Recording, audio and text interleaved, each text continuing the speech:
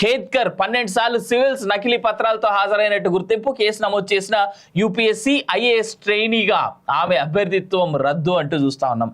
నిన్న మార్నింగ్ న్యూస్లో నేను సీనన్న మా రాము ఉన్నప్పుడు నిన్న ఈమె గురించి నేను మాట్లాడినా. దీనికి సంబంధించి పూర్తి వివరాలు రావాలి, అది వచ్చిన తర్వాత చెప్తా అని.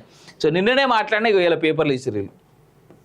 చూద్దాం, ఆ వార్త కూడా చూద్దాం. ఎందుకంటే దీనికి సంబంధించి ఈ యూపీఎస్సీ బోర్డుకి సంబంధించి చాలా పెద్ద ఎత్తున ప్రక్షాళన జరగాల్సినటువంటి అవసరం కూడా ఉన్నది.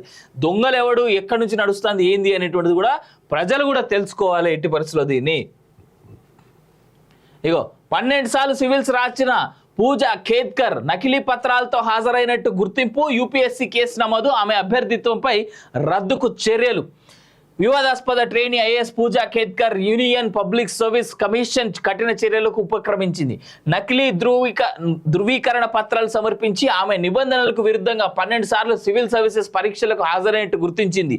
దీంతో ఆమెపై కేసు నమోదు చేసినట్టు శుక్రవారం తెలిపింది. అంతేకాకుండా సివిల్ సర్వీస్ ఎగ్జామినేషన్ 2022 నుంచి ఆమె అభ్యర్థిత్వాన్ని రద్దుతో పాటు భవిష్యత్తులో మళ్లీ నియామక పరీక్షలు రాయకుండానే బహిష్కరించే దిశగా చర్యలు చేపడుతూ షోకాజ్ నోటీసులు జారీ చేసింది. ఆ షోకాజ్ నోటీసులకు సమాధానం ఇవ్వడానికి 2 వారాల గడువు ఇచ్చింది. ఆమె తన పేరు, తల్లిదండ్రుల పేర్లు, ఫోటో, సంతకం, ఈమెయిల్ ఐడి, మొబైల్ నెంబర్, చిరునామాకు సంబంధించిన పత్రాలన్నీ మార్చడం ద్వారా మోసానికి పాల్పడినట్టు తమ దర్యాప్తులో వెల్లడిందని, దీంతో పూజా ఖేద్కర్ పై సమగ్ర దర్యాప్తు చేపట్టినట్టు తెలిపింది. పూజ 2012 నుంచి ఇప్పటి వరకు 12 సార్లు సివిల్ సర్వీసెస్ పరీక్షకు హాజరైనట్టు గుర్తించడంతో ఆమెకు షోకాజ్ నోటీసులు జారీ చేసినట్టు 2 సీనియర్ అధికారులు తెలిపారు. వాస్తవానికి సివిల్ సర్వీసెస్ పరీక్ష రాసేందుకు జనరల్ కేటగిరీ అభ్యర్థులకు 32 ఏళ్ల వరకు 6 సార్లు మాత్రమే అవకాశం ఇస్తారు. ఓబీసీ అభ్యర్థులకు 35 ఏళ్లు, ఓబీసీ దివ్యాంగ అభ్యర్థులకు 42 ఏళ్లు వచ్చే వరకు 9 సార్లు అవకాశం ఉంటుంది.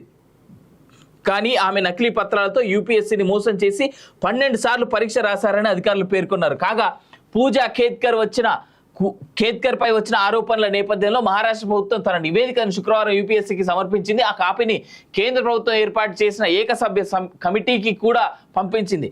కాగా పూజా ఖేద్కర్ కేసుకు సంబంధించిన అంశాలు యూపీఎస్సీ నియామక ప్రక్రియ సమగ్రతపై సందేహాలు కలిగేలా చేస్తున్నాయని కాంగ్రెస్ పార్టీ అభిప్రాయపడింది. పూజా ఖేద్కర్ పై యూపీఎస్సీ కేసు నమోదు చేయడంతో ఆమె శుక్రవారమే వాషిం జిల్లాను వదిలి వెళ్లిపోయారు. అంతకుముందు స్థానిక ప్రభుత్వ గెస్ట్ హౌస్ వద్ద ఆమె విలేకరులతో మాట్లాడు చట్టం తన పని తాను చేసుకుపోతుందని అన్నారు.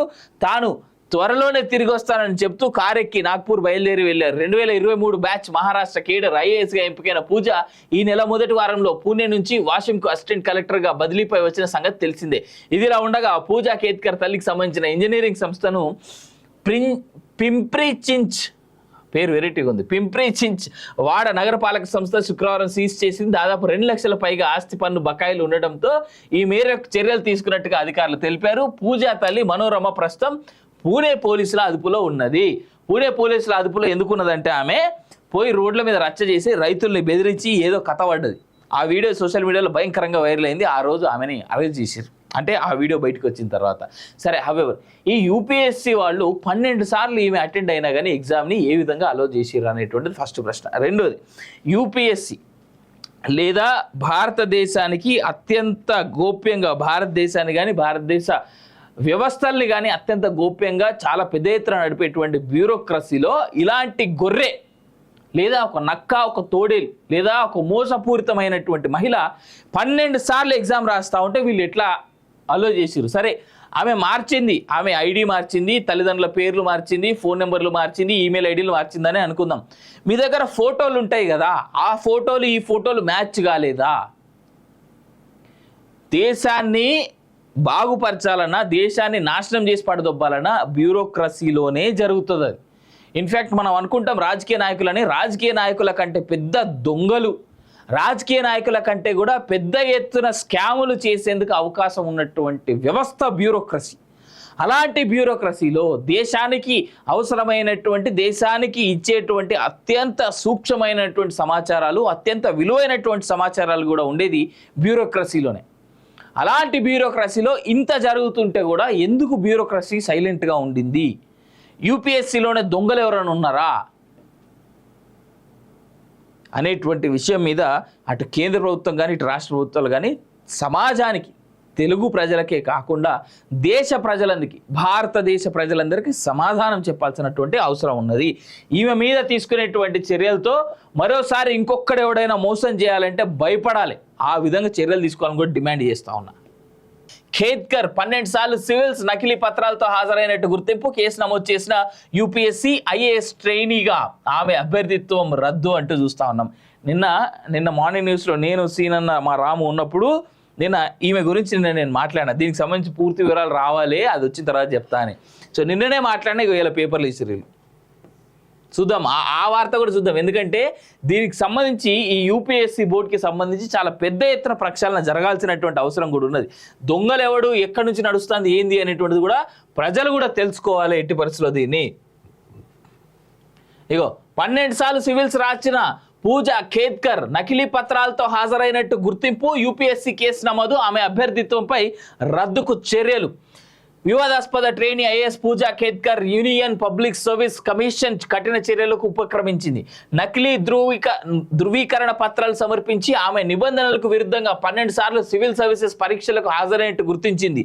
దీంతో ఆమెపై కేసు నమోదు చేసినట్టు శుక్రవారం తెలిపింది. అంతేకాకుండా సివిల్ సర్వీస్ ఎగ్జామినేషన్ 2022 నుంచి ఆమె అభ్యర్థిత్వాన్ని రద్దుతో పాటు భవిష్యత్తులో మళ్లీ నియామక పరీక్షలు రాయకుండానే బహిష్కరించే దిశగా చర్యలు చేపడుతూ షోకాజ్ నోటీసులు జారీ చేసింది.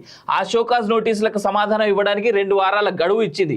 ఆమె తన పేరు, తల్లిదండ్రుల పేర్లు, ఫోటో, సంతకం, ఈమెయిల్ ఐడి, మొబైల్ నెంబర్, చిరునామాకు సంబంధించిన పత్రాలన్నీ మార్చడం ద్వారా మోసానికి పాల్పడినట్టు తమ దర్యాప్తులో వెల్లడిందని.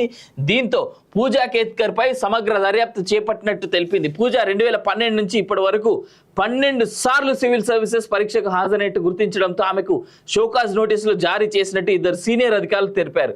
వాస్తవానికి సివిల్ సర్వీసెస్ పరీక్ష రాసేందుకు జనరల్ కేటగిరీ అభ్యర్థులకు 32 ఏళ్ల వరకు 6 సార్లు మాత్రమే అవకాశం ఇస్తారు. ఓబీసీ అభ్యర్థులకు 35 ఏళ్లు, ఓబీసీ దివ్యాంగ అభ్యర్థులకు 42 ఏళ్లు వచ్చే వరకు 9 సార్లు అవకాశం ఉంటుంది. కానీ ఆమె నకిలీ పత్రాలతో యూపీఎస్సీని మోసం చేసి 12 సార్లు పరీక్ష రాశారని అధికారులు పేర్కొన్నారు. కాగా పూజా ఖేద్కర్ పై వచ్చిన ఆరోపణల నేపథ్యంలో మహారాష్ట్ర ప్రభుత్వం తన నివేదికను శుక్రవారం యూపీఎస్సీకి సమర్పించింది. ఆ కాపీని కేంద్ర ప్రభుత్వం ఏర్పాటు చేసిన ఏకసభ్య కమిటీకి కూడా పంపించింది. కాగా పూజా ఖేద్కర్ కేసుకు సంబంధించిన అంశాలు యూపీఎస్సీ నియామక ప్రక్రియ సమగ్రతపై సందేహాలు కలిగేలా చేస్తున్నాయని కాంగ్రెస్ పార్టీ అభిప్రాయపడింది. పూజా ఖేద్కర్ పై యూపీఎస్సీ కేసు నమోదు చేయడంతో ఆమె శుక్రవారమే వాషిం జిల్లాను వదిలి వెళ్లిపోయారు. అంతకుముందు స్థానిక ప్రభుత్వ గెస్ట్ హౌస్ వద్ద ఆమె విలేకరులతో మాట్లాడు చట్టం తన పని తాను చేసుకుపోతుందని అన్నారు. తాను త్వరలోనే తిరిగి వస్తానని చెప్తూ కారెక్కి నాగ్పూర్ బయలుదేరి వెళ్లారు. 2023 బ్యాచ్ మహారాష్ట్ర కేడర్ ఐఏఎస్గా ఎంపికైన